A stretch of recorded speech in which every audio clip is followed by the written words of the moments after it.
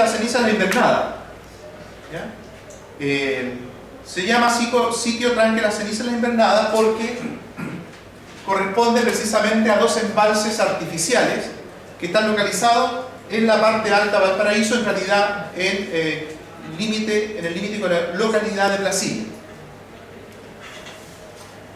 Aquí vemos algunos aspectos de la biodiversidad que son posibles de rescatar, que nosotros como investigadores empezamos a observar.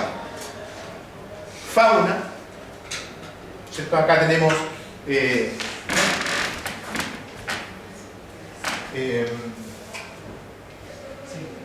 cisne de cuello negro, gracias por la frase. Cisne de cuello negro.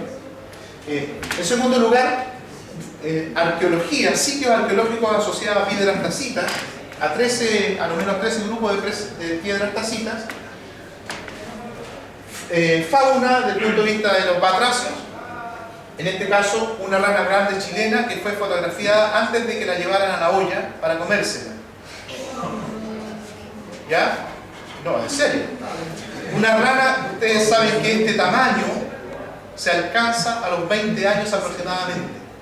Y la rana chilena está, ¿cierto?, en categoría de vulnerabilidad. Y por otra parte, también se constituye, hay toda una valoración desde el punto de vista del intangible. Esta zona, desde principios del siglo XIX, que se utiliza como espacio de ocio de la aristocracia de ese momento, por lo menos el registro solamente de la aristocracia. Es probable que sea un área de ocio de los grupos populares también. A eso lo llamamos objetos de conservación.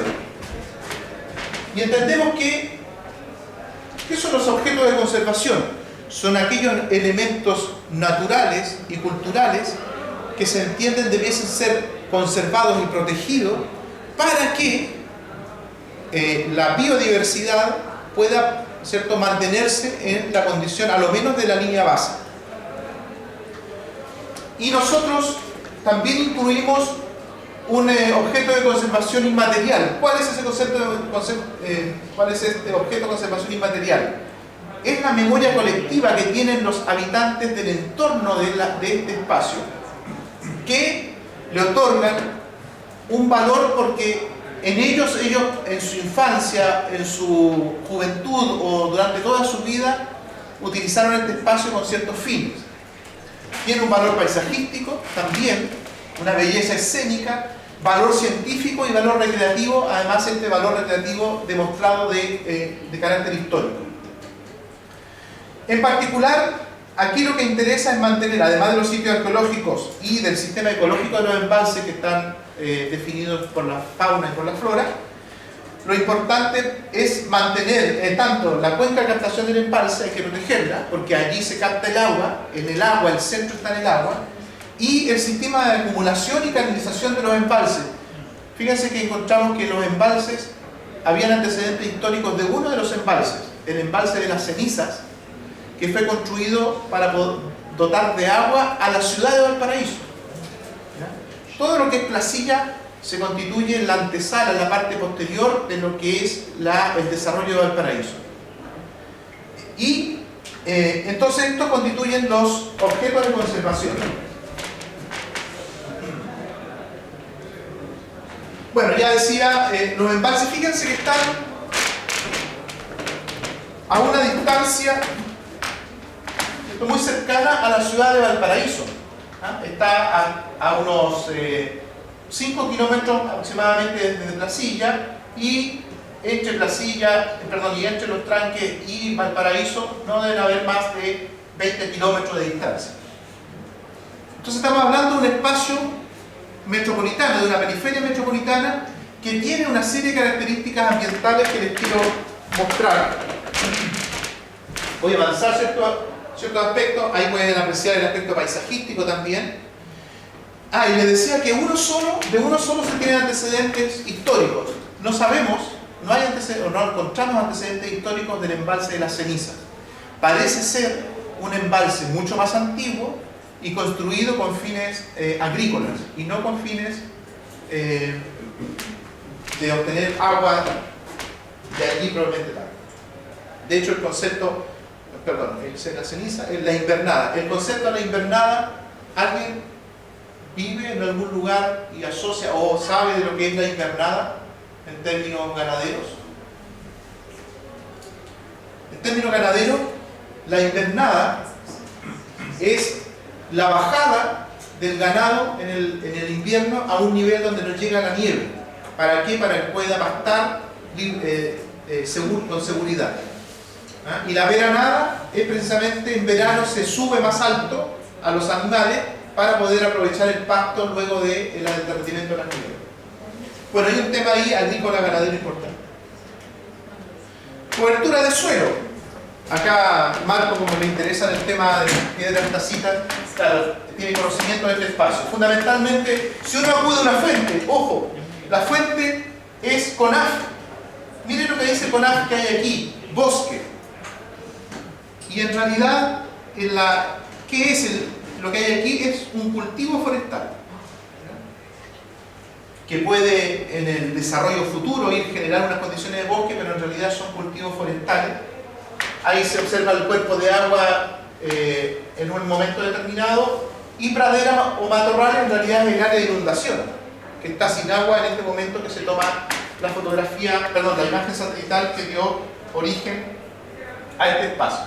Y el límite acá es la cuenca que nosotros hemos dibujado en base a la imagen satelital y también el reconocimiento en terreno. Ahora, las cosas más interesantes tienen que ver con la generación de líneas de base. ¿Qué es la línea de base? Es una medición a partir de la cual se va a comenzar a medir en el futuro y tomar decisiones respecto a manejos para la conservación. Y la línea base de agua, que mostró una serie de parámetros, una veintena de parámetros de ambos tranques, aquí está la ceniza, la invernada, muestra en este caso valores de sólidos suspendidos muy altos para una condición, ¿cierto?, más bien natural. Y aquí el resultado es que se constituyen un agua de muy buena calidad, adecuada para la protección y conservación de las comunidades acuáticas, es decir, tiene un nivel de limpieza tal que permite, ¿cierto?, decir que es de alta calidad.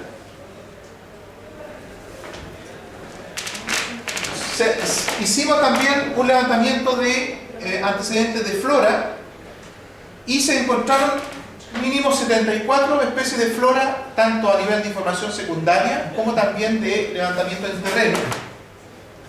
Y no se detectaron flora en categorías de conservación. Es decir, que no se detectaron aquellas que están en alguna categoría de peligro, ¿cierto?, de vulnerabilidad. Una cosa muy importante de entender en Chile respecto a la biodiversidad, y creo que venía ahí una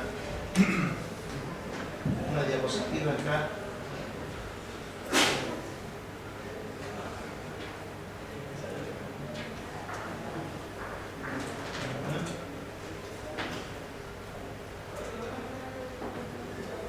Acerca.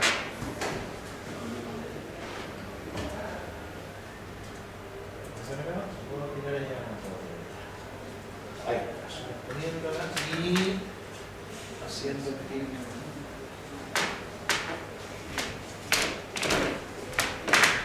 Chile, en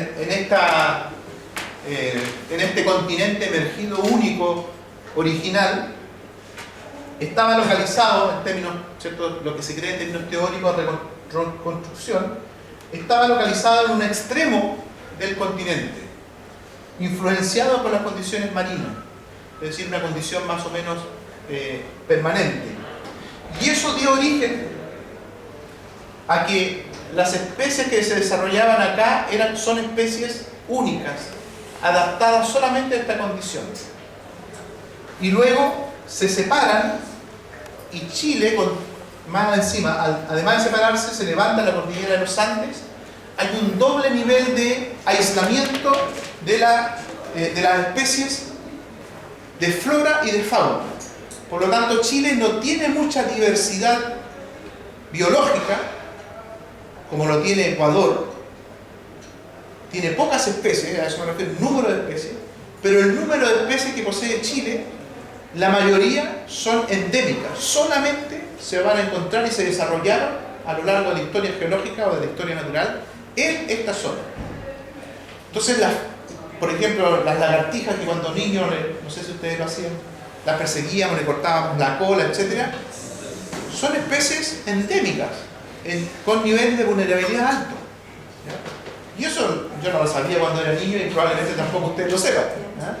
Pero es flora exclusivamente chilena, la fauna en este caso es exclusivamente chilena.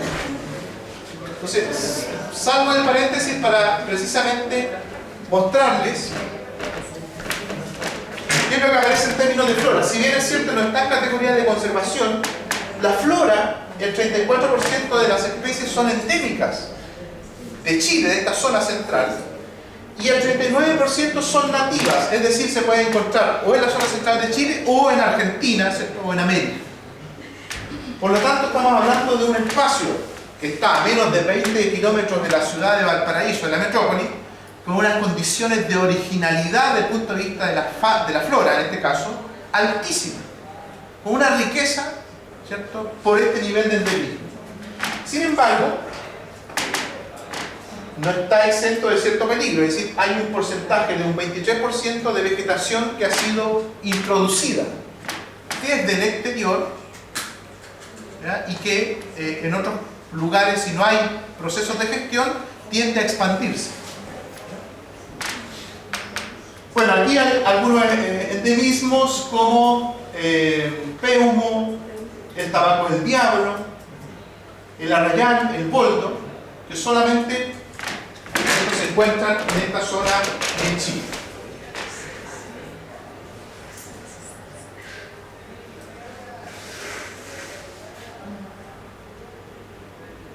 Una cosa también importante cuando ustedes dirijan o participen de investigaciones sobre de líneas base, la investigadora se encuentra que hay, ¿cierto?, a lo menos estas tres tipologías, y muchas veces la tipología propiamente del agua no se estudia.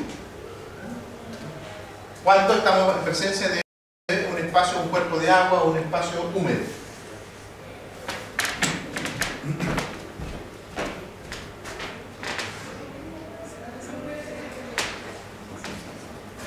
La fauna. La fauna tiene una condición nuevamente con alto nivel de endemismo y de especies, ¿cierto?, nativas. La riqueza de especies se encontraron, ¿cierto?, 58 especies, 45 especies de aves, ¿cierto?, lo que da cuenta del uso de este cuerpo de agua. Ojo, es una plantación forestal, hay una empresa forestal que está haciendo trabajos, que está haciendo ruido. Aún así se encuentran 45 especies de aves, 7 de mamíferos, 4 reptiles y 2 especies de anfibios, de las cuales el 9% de todas esas especies son endémicas. ¿Ya? Solamente se encuentran en Chile, en esta zona central. Y de ellas, un 25% se encuentra en categorías de conservación, por lo tanto, es un refugio, hay que tenerla como un refugio de biodiversidad para este porcentaje de fauna que está en categorías de conservación. Dentro de las aves está la garza cuca, la gaviota andina, la torcaza. Y dentro de los mamíferos, por ejemplo, aparece el coruro, el coipo, ¿cierto?, que no es lo mismo que el castor, ¿cierto? El castor es exógeno. El zorro chilla, fíjense que se pudo observar con fotografía de día, así como también de noche. El zorro culpeo, el zorro chilla, insisto, está aquí a menos de media hora en automóvil de Valparaíso. O sea, a veces uno, como no está, y eso es algo que uno aprende también trabajando en interdisciplina, los biólogos prácticamente dicen, sí, hay un zorro, encontramos zorros culpeos, zorros chillas, cururos, y para uno que se mueve en la ciencia social y no investiga eso, uno dice, oh, pero ¿cómo es posible que haya, ¿cierto?, zorros culpeos? Yo pensé que estaban en los parques nacionales allá en la región de Magallanes, ni siquiera los he visto en el Parque Nacional La Campana, puedan existir tan cerca de la ciudad y a esta altura. Bueno, así es, está rodeada la ciudad, que ocupa poco porcentaje en superficie en Chile, de las especies nativas nuestras. Entonces el tema de la conservación de la biodiversidad no significa algo, una batalla perdida o algo que está lejos, sino que está muy cercano a nosotros. Está precisamente en el límite de la ciudad. Bueno, aquí además otros, el sapito de cuatro ojos. Lo interesante de estas especies, como los batracios, lo que hacen es mostrar el estado de conservación del agua en este caso, o del ecosistema. Si existen, y ojo, este individuo de cerca de 20 años que existía hasta el año pasado, da cuenta de una condición de alto valor, ¿cierto?, de alto nivel de biodiversidad aquí. Pero como los eventuales personas que van a esa zona a divertirse o a hacer trabajos forestales no tienen el conocimiento, o el conocimiento es el conocimiento cotidiano ancestral, ¿cierto?, lo ven como algo para comérselo y no como algo para protegerlo.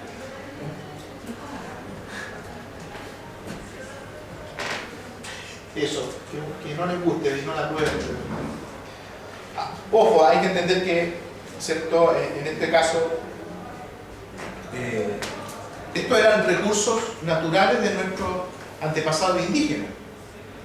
O sea,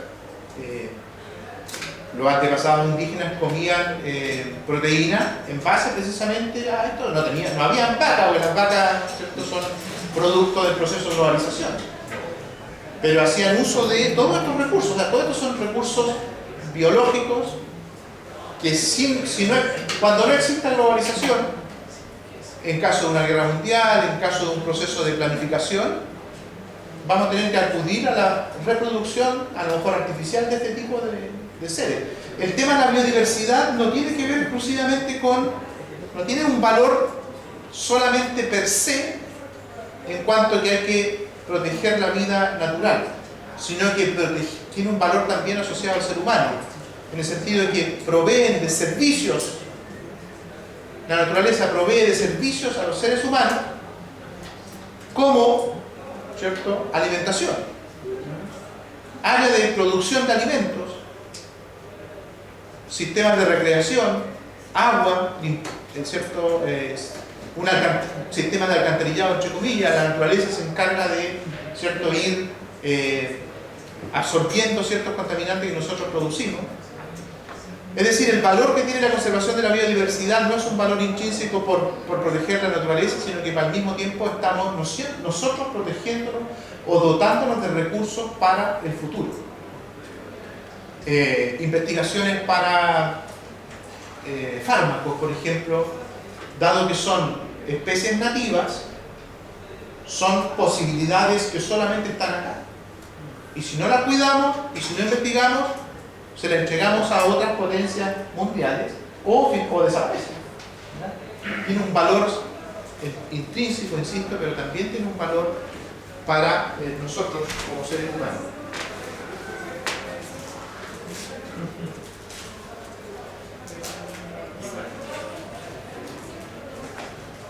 Hay indicios de que este espacio es uno de los espacios poblados más antiguos de la zona central de Chile. O sea, ese es el valor que tiene este sitio arqueológico.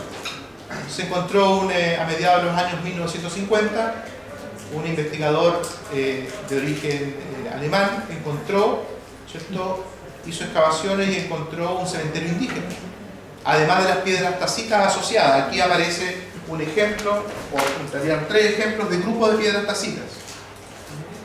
Ahí para ver el tamaño que tiene esta piedra y las casitas que están en ella. Hay algunas, ¿cierto?, mediciones allí, hay de distintas edades, de usos intensos. Pero lo que tiene de interesante entonces es que pareciera ser uno de los sitios más antiguos de poblamiento en Chile central. y está allí con pocas investigaciones, con la posibilidad de que investigadores regional o nacional o internacional puedan hacernos saber más sobre este proceso. E insisto, allí a menos de 20 kilómetros, a menos de media hora de aquí. A veces hablamos de la cueva del Milodón, ¿cierto? Hablamos de las momias Chinchorro, y nos olvidamos de esta ¿cierto? Biodiversidad y patrimonio cultural existente aquí mismo, alrededor nuestro. Algunos antecedentes socioculturales de este distrito rural, estos son datos del censo del año 2002, ustedes saben por qué no usamos el del 2012, y algunos antecedentes de la CACEN. ¿Ya? Aquí se han subrayado algunos elementos, por ejemplo, el número de adultos mayores por cada 100 menores de 15 años es alto en el caso de la comuna de Valparaíso, el promedio general de Valparaíso. Recuerden que Valparaíso se está envejeciendo como comuna de manera muy rápida. Y en cambio en el distrito de Placilla, ¿cierto? La mitad de esa tasa está distribuida allí, por lo tanto es una comunidad joven. Hay menos adultos mayores en Placilla. Otra de las cosas importantes, ¿cierto? Tiene que ver con la proporción de estudios superiores, que en general en la región también es alto por la presencia de áreas universitarias.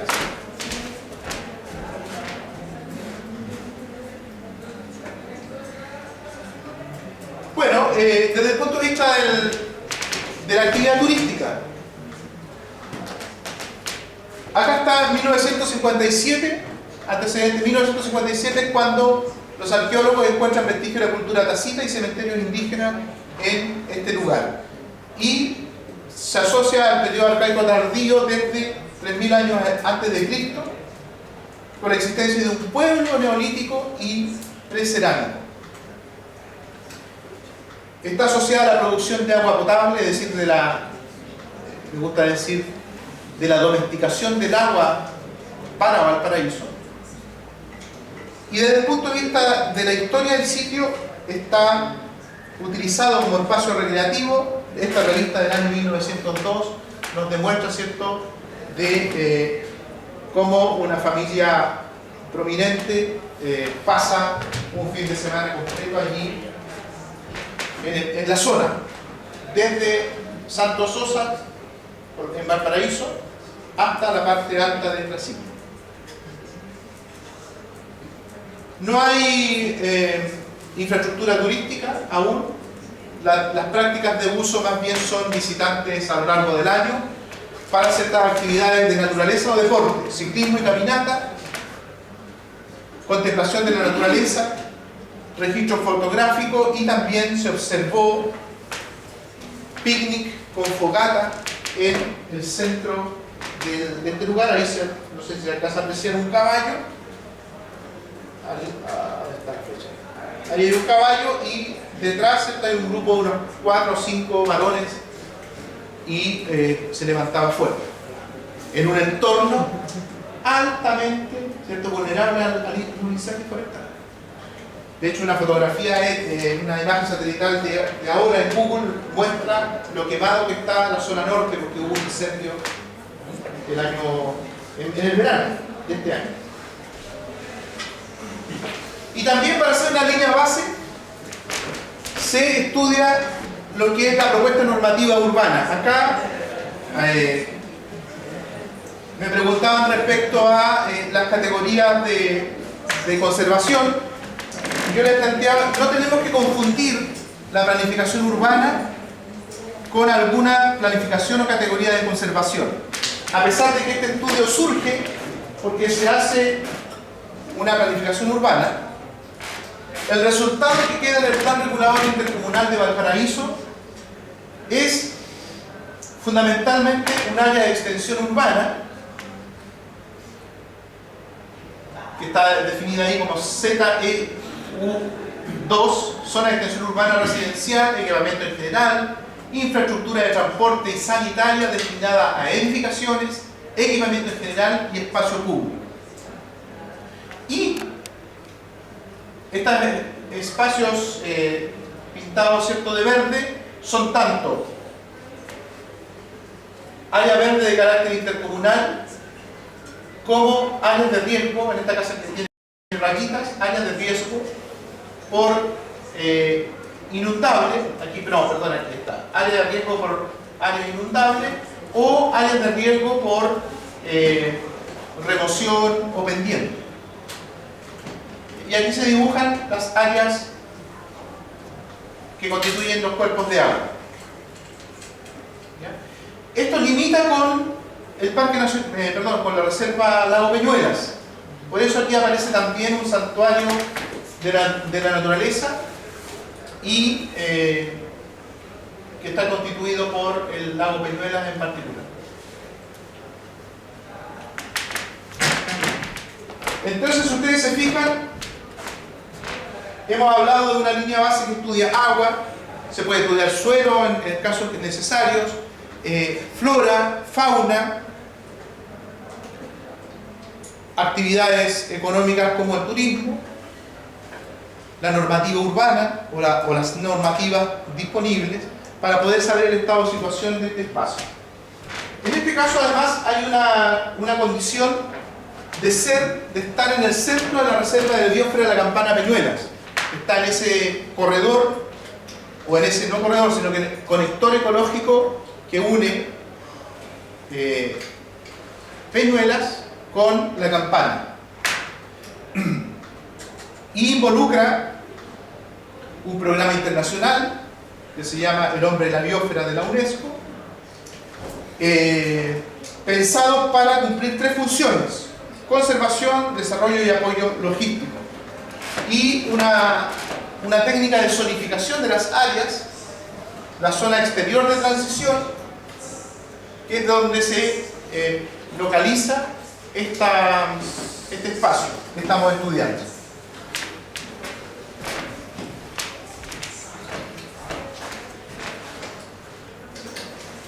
Hicimos un mapa de localización del embalse de las cenizas, del embalse de la ceniza, que es el embalse mayor, el embalse, esta es la invernada, que tenemos un error, esta es la invernada, este embalse triangular pequeño, y las distintas zonas del área de la reserva de la biosfera. En el caso de el lago Peñuelas, está dentro del interior de la zona núcleo, es decir, el área que está protegida legalmente. Además, la reserva de la biosfera se les define un área de amortiguación que se supone que debería servir como laboratorio de sustentabilidad. Aquí deberían haber actividades agrícolas, por ejemplo, o actividades de turismo que no impactaran el medio ambiente y que ayudaran a desarrollar el objetivo de conservación. Lo mismo que en esta área, entre esta línea verde oscuro y esta línea más amarilla, sería el área de transición, donde, vean ustedes, está localizada la ciudad o el sector de Placilla, y donde está localizado el sitio que estábamos analizando, en el área de transición. ¿Qué debiese esperarse aquí? También apoyo de educación ambiental, turismo sostenible, actividad agrícola sostenible, actividad urbana también que ayude a la sustentabilidad, como idea de desarrollo de esta zona. Sin embargo, les vuelvo a insistir, no hay reglamentación o normativa legal que obligue o que gestione de manera normada este espacio como reserva de biosfera. Es más bien un concepto que surge de arriba abajo, desde el nivel de Naciones Unidas, Ministerio de Relaciones Exteriores, CONAF, Gobierno regional, y que no tiene todavía un sustento en las propias personas o incluso en la acción de estos propios organismos.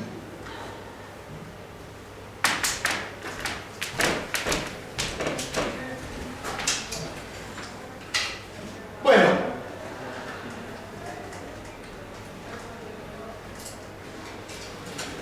fundamentalmente